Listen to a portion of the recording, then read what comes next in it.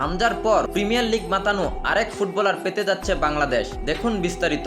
অবশেষে বাংলাদেশের পাসপোর্ট হাতে পেলেন তানিল সালিক। তানিল সালিক বর্তমানে খেলছেন ইংল্যান্ডের ক্লাব স্টিভেনস এফসির অনূর্ধ্ব 18 দলের হয়ে। বাংলাদেশের লাল সবুজ জার্সি গায়ে জড়ানোর স্বপ্ন দীর্ঘদিন ধরেই দেখছেন তানিল। তানিল মূলত একজন অ্যাটাকিং মিডফিল্ডার।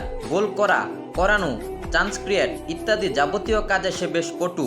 চলতি মৌসুমে স্টিভেনস এফসির অনূর্ধ্ব 18 দলের হয়ে 15 ম্যাচ থেকে 8টি গোল ও 8টি অ্যাসিস্ট করেছেন এই 17 বছর বয়সী ফুটবলার। গোল, অ্যাসিস্ট সহ প্রতিটা ডিপার্টমেন্টেই ফুটিয়ে তুলেছেন একজন আদর্শ অ্যাটাকিং মিডফিল্ডারের ছায়া। 17 বছর বয়সী এই মিডফিল্ডার ইতিমধ্যে জানিয়েছেন বাংলাদেশের হয়ে খেলা তার আগ্রহের কথা। তিনি জানিয়েছেন, আমি নিশ্চিতভাবে বাংলাদেশের হয়ে খেলতে চাই ইনশাল্লাহ। বাংলাদেশ ফুটবল ফেডারেশন যদি তানিল সালিকের বিষয়টি সদয়ভাবে দেখে তাহলে বাংলাদেশ অদূর ভবিষ্যতে একটি রত্ন পেতে পারে। দর্শক, আপনাদের কি মনে হয়, তানিল সালিককে কি বাংলাদেশের জার্সিতে দেখা সম্ভব?